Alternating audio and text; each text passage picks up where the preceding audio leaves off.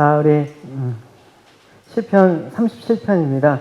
40절까지 있는데 내용이 이번 시간에 다 다루지 못해서 11장까지만 다루도록 하겠습니다. 전체적인 맥락을 그러나 유지하면서 그렇게 다루도록 하겠습니다. 1절부터 11절까지 우리 같이 교독하기로 하겠습니다. 제가 1절 읽겠습니다. 악을 행하는 자들 때문에 파리라. 아멘. 오늘 시편 37편은 의인이 고통을 당하는데 악인은 어떻게 됐냐면 형통하고 참 번성하는 거 보면서 부조리한 현실 속에서 계속해서 힘들어하는 모습을 볼 수가 있습니다. 그러나 하나님의 그 주권적인 섭리는 계속해서 이어져 가고 궁극적으로 그 행위에 따른 공의의 심판이 반드시 시행될 것이므로 하나님 백성들은 악인의 형통과 번성을 인하여 불평하지 말고 인내함으로써 부조리한 그 현실 가운데 믿음을 잃지 않고 하나님을 더욱 경외하고 선을 행하도록 교훈하고 있습니다. 이런 내용을 살펴보면서 우리 1절을 보시면 이렇습니다. 같이 읽겠습니다.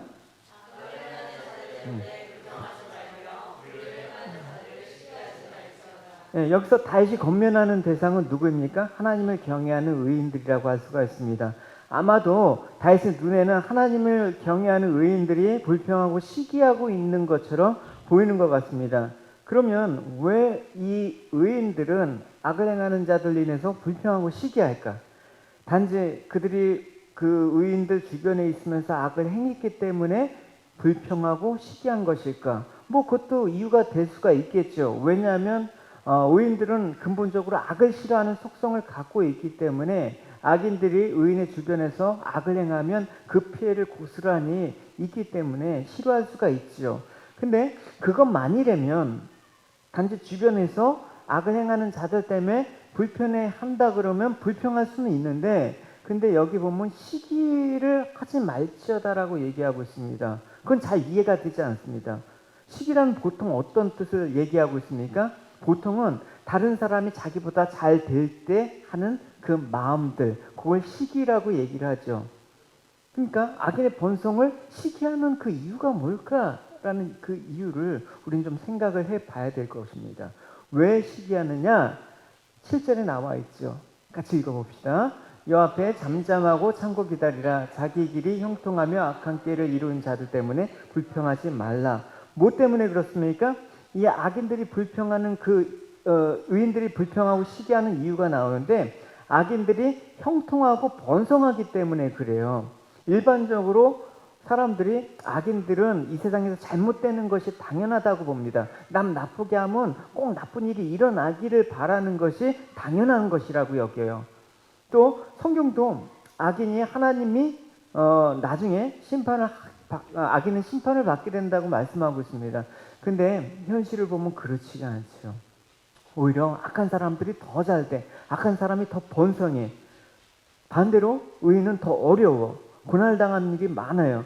그렇기 때문에 의인들이 느끼기에는 이 부조리한 현실을 보면서 불평뿐만 아니라 시기가 되면서 내가 이렇게 살아야 될 필요가 뭐 있나? 내가 이렇게 하나님을 위해서 산다고 하지만 이렇게 고생하면서 살아야 될 이유가 뭔가? 라면서 신앙을 버리는 그런 일도 잦습니다. 그래서 8절에 보면 뭐라고 나냐면 분을 그치고 노를 버리고 불평하지 말라. 오히려 그것은 악을 만들 뿐이라고 얘기하고 있습니다. 악을 만들 뿐이라는 말은 뭐냐면 하나님을 원망하고 신앙을 버리는 그런 모습들이 나온다라는 것입니다. 그러니까 우리를 분노하게 하고 불평하게 만드는 그 순간, 그죠? 그 순간 내 안에 나를 차지하고 있는 게 뭔가 살펴봐야 돼요. 하나님이 아니라 불평하고 시기하는 마음이 내 안에 들어오는 순간 내가 달라지기 때문에 그래요.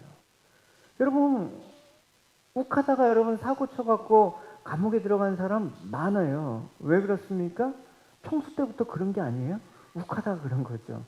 그러니까 그런 마음들, 불평하고 시기가 들어오면 악을 만드는 그런 모습이 우리에게 있기 때문에 그런 거예요. 한번 보십시다. 요한복음 보면 마귀가 벌써 시몬의 아들 가룟 유다의 마음에 예수를 팔려는 생각을 넣었더라. 넣으니까 마음이 확 바뀌는 거예요. 여러분 아담도 한번 보시면 아담도 선악과를 먹기 전까지 하나님을 잘 따라왔습니다. 예전부터 호시탐탐 선악과를 언제 그러니까 먹어야지 하다가 뭐 이렇게 기회를 보고 계속 그렇게 왔다 갔다 한 게 아니라 꾸준히 주님의 말씀을 잘 따라서 순종했습니다. 근데 어느 한순간이란 말입니다. 마귀의 말을 듣고 그것을 마음에 품게 되자 순간적으로 방향이 틀어지는 거예요, 여러분. 그게 여러분 조심해야 되는 것입니다. 내 안에 차지하고 있는 생각이 주님을 붙잡는 조건이 되지 않는다면 그때부터 죄가 싹트기 시작하는 거예요. 우리 삶의 방향이 하나님께가 아니라 죄로 방향이 틀어진다라는 것입니다. 그게 순간이란 말입니다. 그러니까 깨어 있으란 말은 그 말이에요, 여러분. 한순간에도 방심하면 그 틈을 치고 들어와서 내 생각을 치고 들어와서 순간적으로 죄의 방향성을 지니게 된다. 그래서 악인의 형통에 대해서 불평하고 시기의 마음이 들어오는 순간 어떻게 된다? 하나님께로부터 시선을 가는 게 아니라 그 시선으로 가게 되면 내 안에 결국 그게 시기와 불평이 뭐로 가기 때문에 그렇습니까? 하나님과의 관계에서 멀어지기 때문에 그래요. 여러분 마태복음 20장에 보면 여러분 아시는 포도원 품꾼의 그 비유를 한번 생각해 보겠습니다. 어떤 주인이 이제 품꾼을 쓰는데 9시, 12시, 3시, 5시 막 사람들이 데리고 와서 일하게 합니다. 근데 일을 하는데 문제가 생기는 겁니다. 뭐냐면 주인이 돈을 주는데 나중에 어떻게 줍니까? 먼저 일한 사람 많이 일했으니까 많이 주고 뭐 적게 일한 사람은 적게 주고 뭐 그런 게 아니라 똑같이 주는 거예요. 그러니까 먼저 와서 더 많이 일한 사람은 불평을 갖게 되는 것입니다. 아니 적게 일한 사람도 자신과 똑같은 돈을 받으니까 억울한 거죠. 근데 입장을 바꿔놓고 신기한 게 내가 많이 일한 것은 억울한데 나보다 더 많이 일한 사람과 내가 같은 돈을 받는 건 억울하지가 않아. 그것이 아이러니하지 않습니까? 그냥 억울한 경우 뭐예요? 내가 가장 많이 일했으니까 가장 많이 받아야 된다는 생각이 있어야 되는 거예요. 우리가 하나님한테 언제 불평해요? 언제 원망해요, 여러분? 내가 하나님한테 이만큼 했는데 악한 사람들은 오히려 더 잘 되고 난 더 어려워. 나는 하나님께 당연히 한 만큼 받아야 된다는 생각이 있기 때문에 불평이 오고 시기가 오는 거예요. 여러분 한번 다시 포도 비유를 생각해 봅시다. 사실 뭐 가장 많이 일해서 억울하다고 생각할 수가 있지만 사실은 원론적으로 보면 주인이 자신을 불러주지 않았다면 나는 일을 하거나 돈을 받을 자격이 없는 사람이란 말입니다. 여러분 우리는 자신이 사랑을 주님께로부터 택함을 받고 사랑을 받았다라는 생각을 하지 않습니다.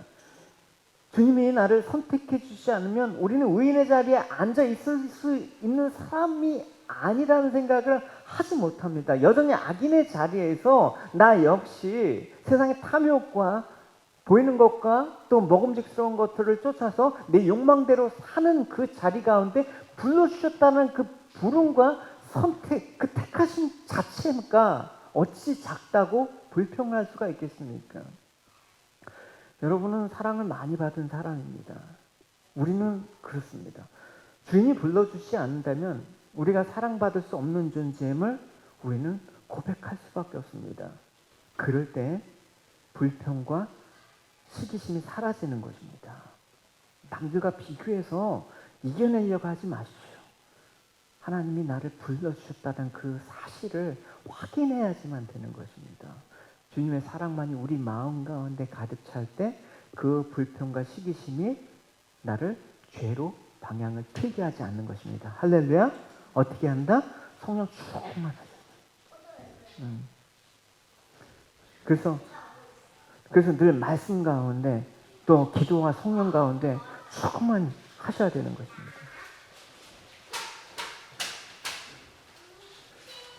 그래서 다윗은 2절에서 이제 악인들의 형통과 번역으로 인해서 불평과 시기를 하지 말아야 될 이유를 얘기를 하고 있어요. 같이 2절을 읽어봅시다. 음. 여기서 그들은 누구입니까? 그들은 악인이지요. 악인들을 뭐로 비유하고 있습니까? 풀과 푸른 채소로 비유하고 있습니다. 속히 배임을 당하고 세잔할 거라고 얘기하고 있습니다. 그러니까 이 말은 뭐냐면 악인들이 아무리 형통하고 번영이 있다고 한들 그것은 일시적이다. 또 결국은 지극히 허무한 것에 지나지 않음을 얘기하고 있는 것입니다. 여러분, 풀과 채소의 두드러운 특징이 뭡니까?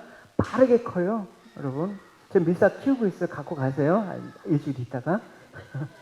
빠르게 큽니다. 그러니까 풀이나 채소가 싹이 돋았다 싶으면 그 모습을 알 수 없을 정도로 금방 자라요. 채소도 여러분 근데 보십시오. 싱싱한 채소도 며칠 지나면 금방 시들해집니다. 풀? 잔디 깎아보신 분 알겠지만 한여름에 비만 내리고 나면 하룻밤에 쑥쑥 자라는 풀과 전쟁을 날마다 해야 됩니다. 한철입니다. 근데 겨울이 되면 잘 안 자라요. 겨울에는 잔디를 깎는 일이 거의 없단 말입니다. 그러니까 이 악인의 모습을 그렇게 일시적인 번영으로 얘기하고 있단 말입니다. 그러니까 일시적인 번영과 허무함을 나타내는 비유로 악인의 형통이 이러니까 부러워하지 말아라. 불평하지 말고 시기하지 말아라. 지금 그 얘기를 하고 있습니다. 따라서 일시적이나마 그 악인의 형통에 보이는 이 부조리한 세상에서 우리가 살아갈 때 어떤 자세로 살아야 될 것인가를 이제 네 가지로 얘기하고 있습니다. 첫 번째 뭐냐면 여호와를 의뢰하고 선을 행해야 된다라고 얘기를 하고 있어요. 같이 3절 읽어봅시다. 시작.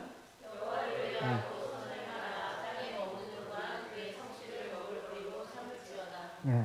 여기서 의뢰한다란 말은 뭐냐면 원어에 보면 끈을 매다라는 뜻이에요. 끈을 매면 어떻게 합니까? 하나로 연결되는 것이죠. 그래서 주님과 나와 연결이 되면 어떻게 됩니까? 내가 주님을 끌어당기는 게 아니라 주님이 나를 끌어당기는 거야. 왜냐? 끈에 묶어져 있으니까. 그게 위대하다예요. 그래서 하나님과 나를 하나로 연결시키고 주님께서 이끌리는 그 삶들을 내가 살아간다라는 말이 의뢰합니다. 라고 얘기를 하는 것입니다. 그러니까 여러분, 하나님 선하신 분이잖아요. 그러니까 하나님께서 우리를 선한 길로 이끄신다라는 얘기예요. 우리에게 선한 삶을 요구하실 때 우리는 선한 삶을 살아야 된다라는 것입니다. 할렐루야. 그래서 다윗은 이 선을 행하는 데 있어서 특별히 그의 성실을 먹을거리로 삼을지어다라고 권면하고 있습니다. 그러니까 이 땅에 거하는 동안에는 세상의 상태와 관계없이 성도로서 하나님 맡겨진 직무를 다 하는데 하나님 그 선하심의 변함이 없는 것처럼 우리가 선을 행하는 일도 변함이 없어야 된다. 먹을거리로 삼는다라는 것은 무엇입니까? 계속해서 먹어야 사는 것처럼 선을 행하는 것이 우리가 살아가는 그런 모습이다라고 얘기를 하고 있습니다. 지난 주일날 우리가 악인의 스타일이 있다라고 얘기하고 있죠. 반대로 여기서도 계속해서 선을 행하고 성실하게 그 선을 행하면 선한 스타일이 나오는 거예요, 여러분. 누가 딱 봤을 때, 믿는 사람인지 얼굴에 나타나야 돼요, 여러분. 이제 나이가 이제 40이 되었는데 저 사람이 예수 믿었어? 이러면 여러분 뭔가 내 삶 속에서 스타일이 아직 고정이 안 됐다라는 거예요, 여러분. 이제 여러분 믿을 만큼 믿었죠. 아직도 멀었지만 우리는 적어도 여러분 10년 이상 이 가운데 신앙생활을 하신 분들이 많이 있습니다. 그럼 이제 스타일이 나와야 돼요. 예. 그래서 예수님께서는 이렇게 말씀하셨습니다. 이같이 너희 빛을 사람 앞에 비치게 해서 너희 착한 행실을 보고 하늘에 계신 너희 아버지께 영광을 돌리라. 그렇게 성실하게 선을 행하는 모습을 드러내라. 그 말을 하고 있습니다. 여러분, 이 세상 참 부조리하죠. 악하고 불의하고 불공평한 게 사실입니다. 세상이 공평하다고 느껴집니까? 그렇지 않습니다. 그러나 불공평한 세상 속에서 나도 그러면 불공평한 세상 속에서 그냥 타협하고 살아야지. 세상 풍조를 따라 살아야지. 그렇게 해서는 안 된다라는 것입니다. 세상의 부조리함은 성도들에게 이 악한 세상에서 선을 행해봤자 그 선의 의미가 무엇이 있는가? 나만 손해지라는 의구심이 가득할지라도 우리는 선을 행해야 되는 것입니다. 우리가 선을 행한다라는 것 자체가 무엇입니까? 하나님은 선하십니다. 하나님은 살아계십니다라는 그 고백이 우리 신앙 고백이라는 것입니다. 우리 신앙 고백을 날마다 여러분 우리 삶 가운데 들으시는 여러분이 되시기 바랍니다. 두 번째, 여호와를 의뢰하고 선행하고, 두 번째, 이 부조리한 세상 가운데 우리가 살아가야 될 그 자세는 뭐냐? 여호와를 기뻐하라는 것입니다. 4절을 같이 읽어봅시다.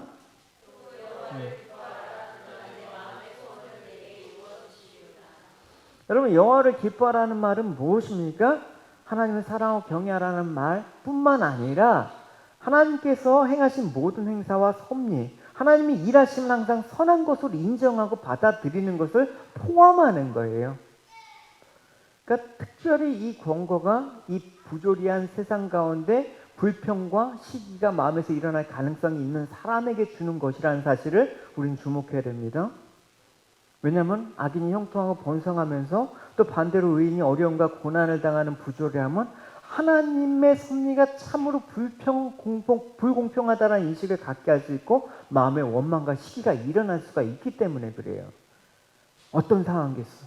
모든 상황 속에서 항상 주님은 선하십니다 라는 그 인정하고 받아들여야 되는 태도가 바로 여호와를 기뻐하라, 그 얘기를 다윗은 하고 있는 것입니다.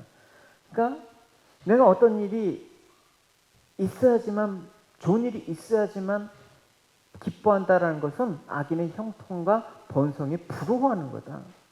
오직 하나님께만 소망을 둔 자는 하나님 그 한 분만으로 기뻐할 수 있다라는 게 바로 성도의 모습이라는 것입니다.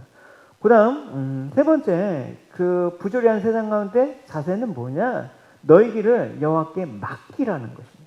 5절과 6절을 우리 읽어보도록 하겠습니다. 시작.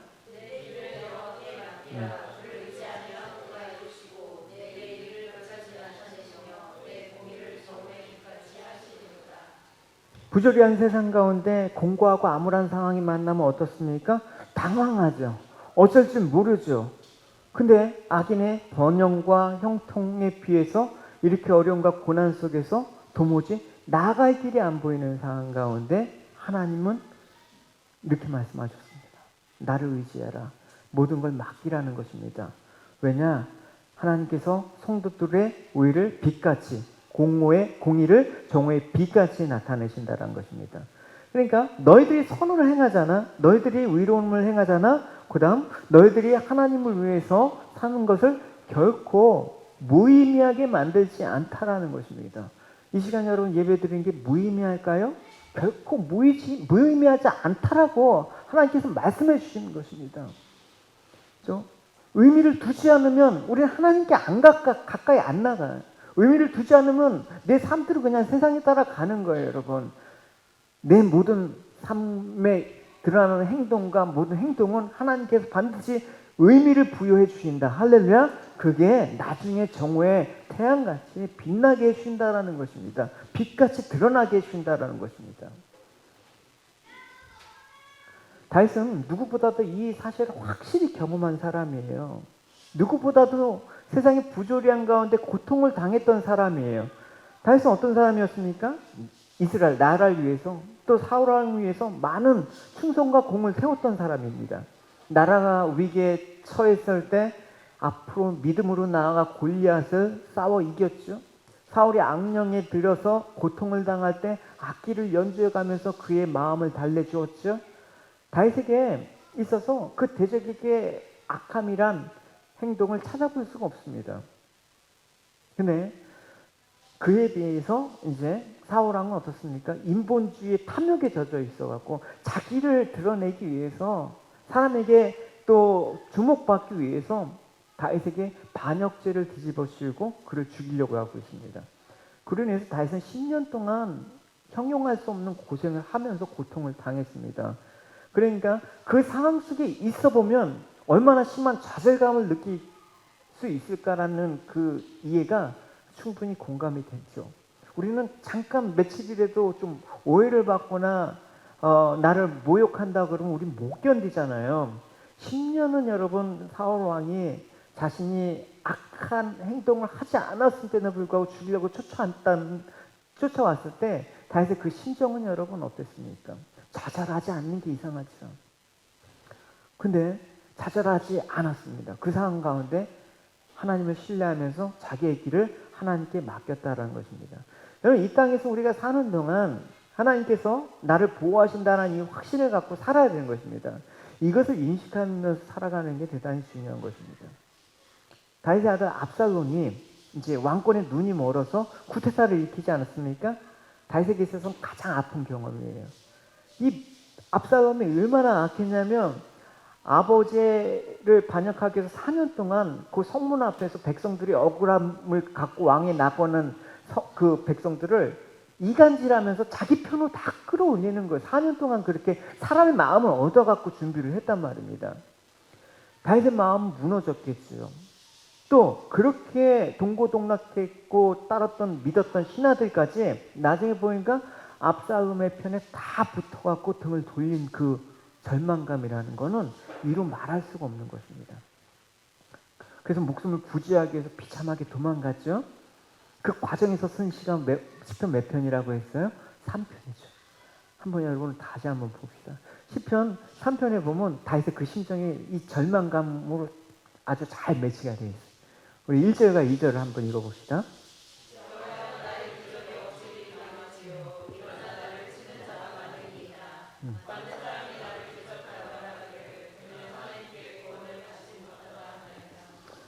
다시 느끼는 이 감정은 이루 말할 수 없습니다.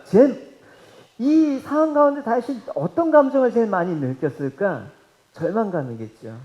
근데 이 절망감이 찾아오면 어떤 마음이 드냐면 따라 나온 감정이 있어요. 수치. 그러니까 절망과 수치가 좀 같이 이렇게 붙어 다니죠.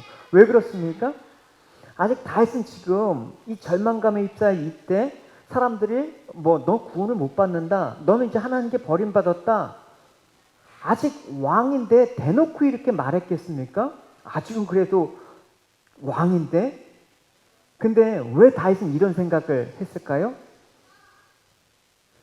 사람들이 이런 절망감을 느낄 때 여러분 한번 보십시오. 이런 절망감이 느낄 때 주변 사람들이 나한테 무슨 말을 하는 게 잘 안 들려요. 다 나를 비웃는 것 같아요. 사람들이 나를 웃어줘도 그냥 웃는 게 아니라 다 비웃는 것 같다니까. 뭔가 수근수근 거리잖아요. 날 조롱하는 것 같아. 칭찬을 해도 날 놀리는 것 같아. 왜 그렇습니까? 이 절망감에 휩싸이니까 그 수치감이 있는 것입니다. 그러니까 이 주변의 조롱과 이 조롱처럼 느끼는 이 마음 가운데 다시 갑자기 확 태도가 변하는 거예요. 어떻게 변합니까? 읽어볼게요.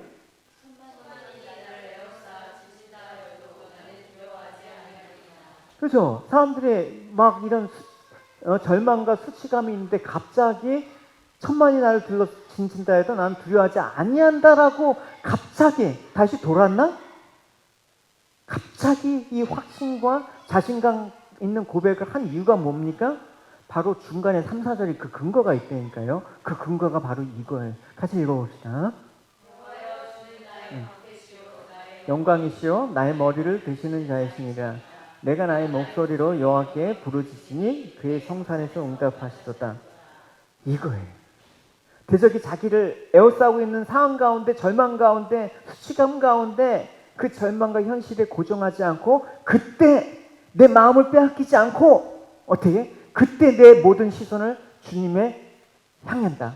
하나님의 보호하심을 바라보며 눈을 돌리자 갑자기 보이는 게 있단 말입니다.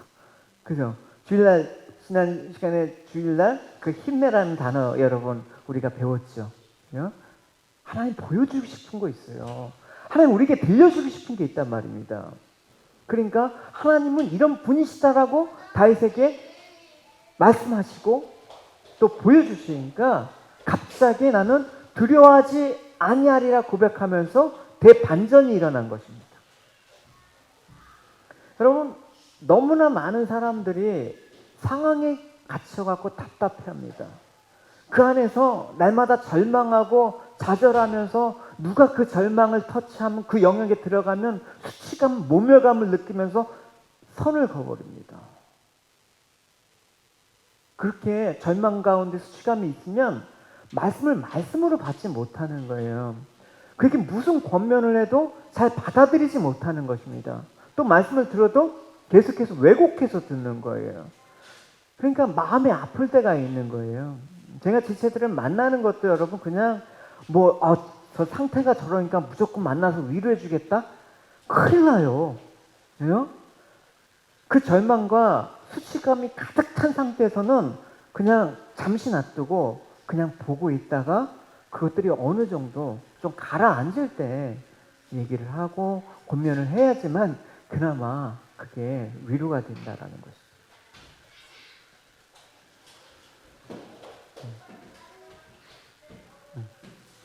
그래서 누가 뭐라고 한다면 여러분 이렇잖아요. 요즘 저기 어떤 게 많이 있죠. 분노 조절장이 많잖아. 누가 뭐하면 지금 날 지금 나 잡아먹을 듯이 너 지금 나 무시하는 거야? 이러면서 나 무시하는 게 아니라니까 자신 상태를 봐야죠. 뭐에 지금 절망가 있고 뭐에 지금 상황 가운데 절망이 있느냐, 또 그 절망 가운데 수치감을 느끼고 있느냐. 내 안에는 분노가 있어, 절망이 있다. 그걸 떨치기 위해서 어떻게? 내 안에는 해결할 점이 없어요, 여러분. 내 안에는 어떤 말입니다. 어떻게? 여러분 시선과 마음을 하나님께로 올려야 되는 것입니다. 할렐루야. 다시 이랬습니다. 주는 이런 분이시다라는 그 시선을 돌리는 순간 천만이 나를 둘러 진친다 해도 나는 두렵지 않다라는 그 고백을 여러분이 할 수 있어야 되는 거예요. 할렐루야. 그래서 하나님이 나를 지키시는데 그걸 인자하심이라고 얘기했죠. 그래서 시선을 옮길 때 담대한 선포가 가능해집니다. 여러분 기왕 이 땅에 살아가는 거 매일매일 주눅드는 삶 살아서야 되겠습니까? 뭐가 없다고 주눅들고 나의 상황이 이렇다고 주눅들고 그렇게 살아야겠습니까? 어깨 당당히 피고 천만인이 나를 둘러 진친다 하더라도 나는 그거 개의치 않아. 왜? 하나님 날 보호해 주시기 때문에. 할렐루야. 여러분 시선이 주님께 있어야지만 내 마음이 불평과 그 시기로 점령되지 않아야지만 하나님이 나를 이끌어 가신다는 확신 가운데 담대할 수가 있는 거예요. 이 담대함이 바로 믿음의 진수인 거죠. 이 담대함을 흔들어 오는 거예요. 사단이 하루에도 눈만 뜨면 상황 가운데 자꾸만 흔들어놔. 교회를 흔들어놔. 사람들을 흔들어놔. 어떻게 합니까? 다시 이 고백이 여러분 고백이 돼야 됩니다. 할렐루야.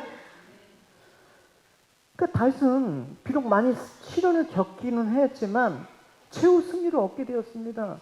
그래서 하나님께서 결국은 너의 일을 빛같이 내 공의를 정확히 빛같이 세우셨습니다.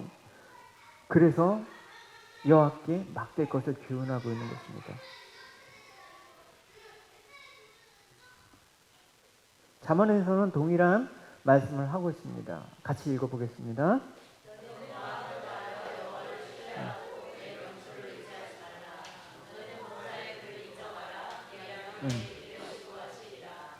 여러분, 여러분의 길을 하나님께 맡게 하지 않으면 누구한테 맡기겠습니까? 내 인생을 그러니까 내가 책임져야 돼. 우리 가정이니까 내가 가장이니까 책임져야 돼. 내가 부모니까 책임져야 돼. 한계가 있어요, 여러분. 한계가 있단 말입니다.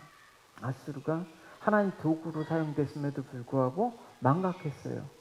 아수르 왕이 고백하는 그 이사야서 10장 고백이 뭐예요? 내 힘, 내 지혜, 내 노력으로 이 모든 것들을 이루었다. 하나님께서 그 교만을 치시잖아요. 여러분, 여러분의 길을 맡기십시오. 길을 안다고 그렇게 생각했죠?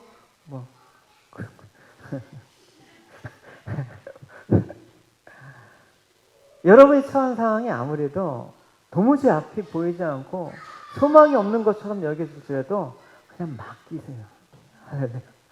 맡기세요.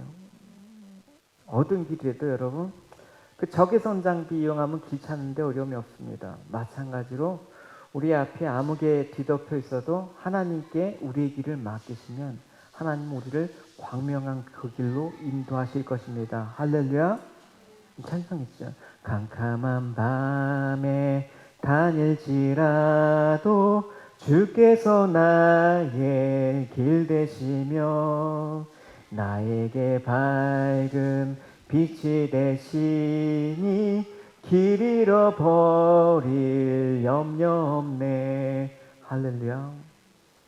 이제 마지막으로 다윗은 이 부조리한 세상 가운데 하나님 앞에서 잠잠히 참고 기다리라 라고 권면을 하고 있어요. 7절을 읽어보시겠습니다.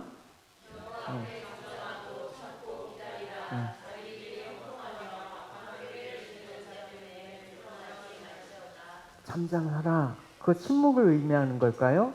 물론 겉으로 보는 건 그럴 수가 있지만 침묵을 의미하진 않습니다. 이 침묵 속에 담겨있는 의미는 참 큰 거예요. 침묵이라는 의미는 이 하나님의 섭리에 대한 신뢰를 잃고 인간적인 생각으로 조급해하고 나름대로 강구하는 인간적인 방법과 어리석음을 버리고 하나님의 궁극적인 그 구원하심, 보호하심을 믿는 가운데 하나님 뜻 가운데 맡김으로 누리는 심령의 평안이 찾아왔을 때 잠잠해진다라는 거예요. 그죠? 평안 가운데 있으면 그냥 잠잠해질 수밖에 없는 것이죠. 마음의 풍랑이 잔잔하니 세상과 나는 간 곳 없고 구속한 주만 보이도다. 그럴 때 잠잠하는 거야. 이 풍랑 같은 세상 가운데. 그 여 앞에서 잠잠하고 기다리는 것을 뭐라고 합니까? 우리가 신약에서 믿음의 인내라고도 얘기를 해요. 그래서 이 믿음의 인내의 모습을 9절에서 여호와를 소망하는 것으로 표현하고 있습니다. 그러니까 하나님의 공의의 보응을 바라면서 참고 인내하신 것입니다. 악인의 형통과 번영에 대해서 또 의인이 당하는 어려운 고난의 현실에 대해서 마음이 조급하게 만들어지는 것들을 하나님께 소망함으로써 내려놓을 수가 있는 거예요. 여러분, 불평이 어느 때 찾아와요? 조급함에서 찾아오는 거예요, 여러분. 그러니까 마음에 불평이 할 때 왜 인내하라고 나와요? 조급함이 찾아오면 항상 왜 하나님이 안 해주셔? 하나님의 때를 자꾸만 내 때를 맞추다 보니까 불평이 오는 것입니다.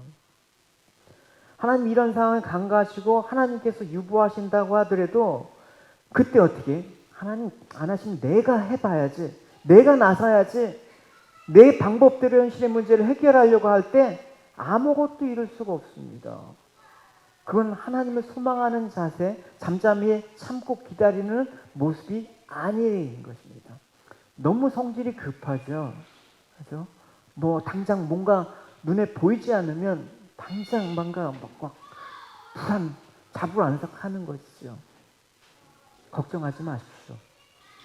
하나님께 잠잠하고 참고 기다리는 자, 오직 여호와께 소망을 두는 자, 그 자는 하나님의 일은 하나님이 이루신다라는 것을 경험하게 될 것입니다. 할렐루야.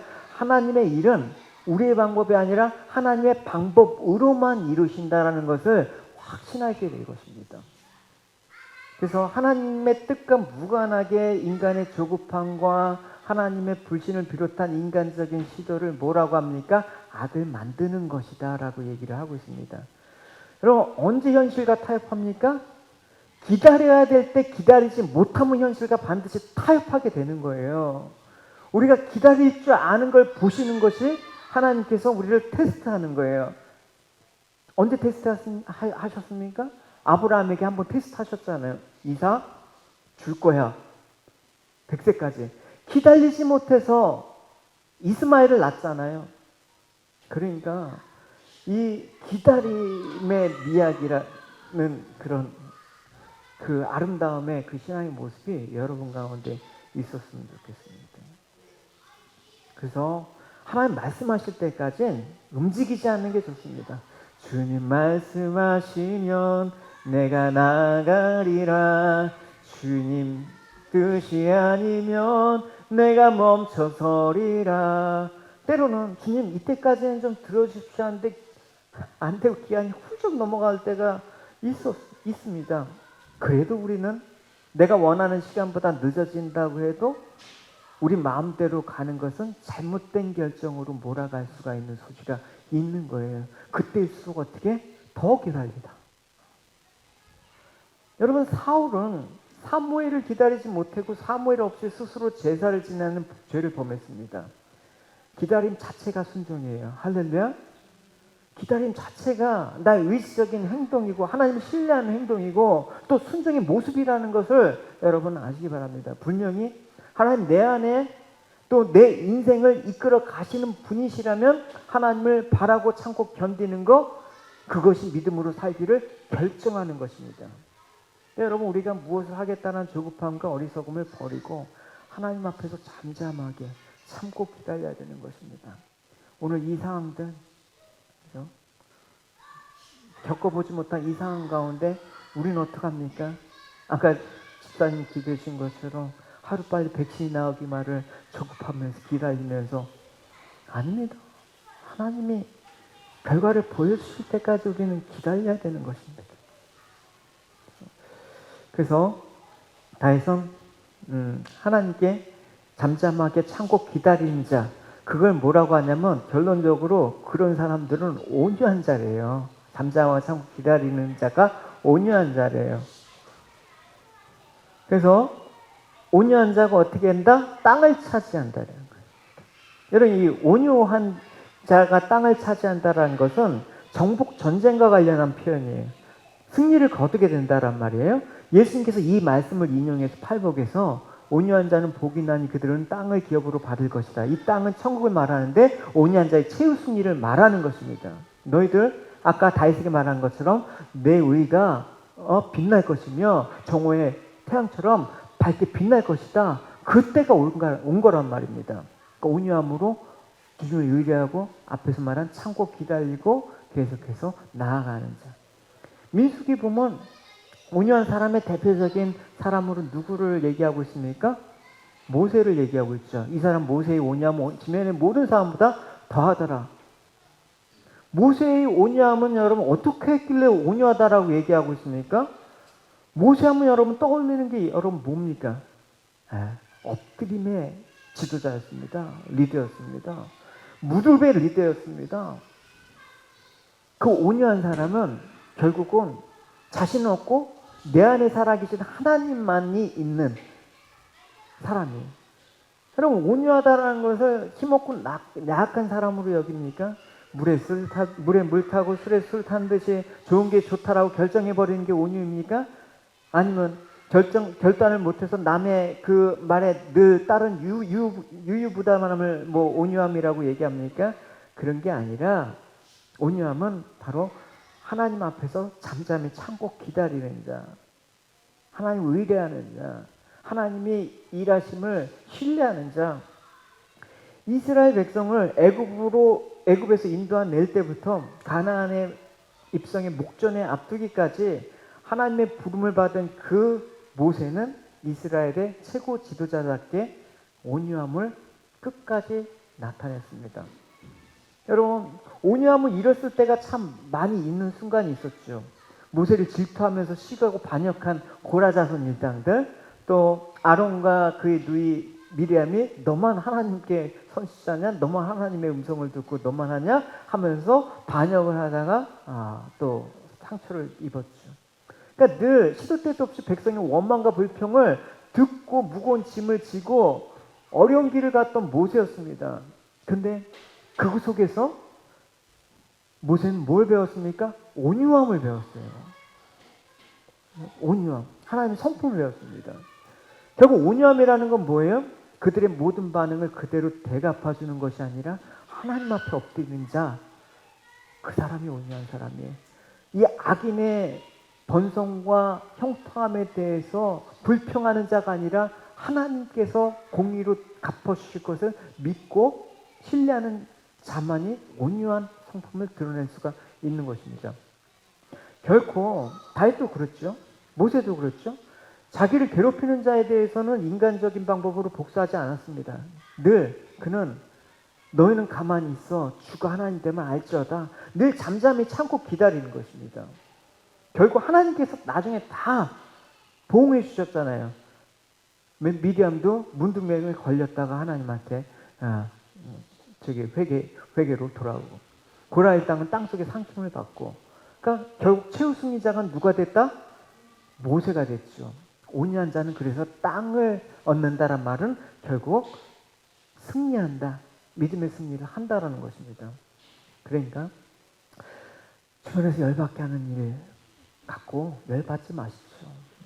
뭐 자랑할 것도 많고 뭐 그러려고 하십시오. 그거에 대해서 나도 시기하거나 불평하면 나도 악인의 삶으로 갈 수 있다는 거, 마음 뺏길 수 있다는 거 여러분 늘 경계하시고, 인간적인 방법으로 그걸 개선하려고 조급하게 행동하지 마십시오. 그러건 말건 우리는 갈 길 가야 되는 거예요. 할렐루야. 네, 믿음으로 가는 것입니다. 비록 또 악인들이 핍박하고 고통을 당한다고 하지 말고 모세처럼 온유함으로 계속해서 이 부조리한 세상 가운데 믿음으로 승리하십시오. 최후 승리 얻을 때까지 천국을 기업으로 주신 하나님의 언약을 믿고, 우리가 모르는 계획을 갖고 계시고 우리가 알지 못하는 길을 알고 계시는 주님께, 우리가 이해하지 못하는 모든 불의함을 하나님께서는 다 갚아주실 하나님께 절망하지 말고 부끄러워하지 말고 믿음의 길을 걸어가시는 저와 여러분이 되시기를 주님의 이름으로 축원합니다. 우리 같이 찬양합시다.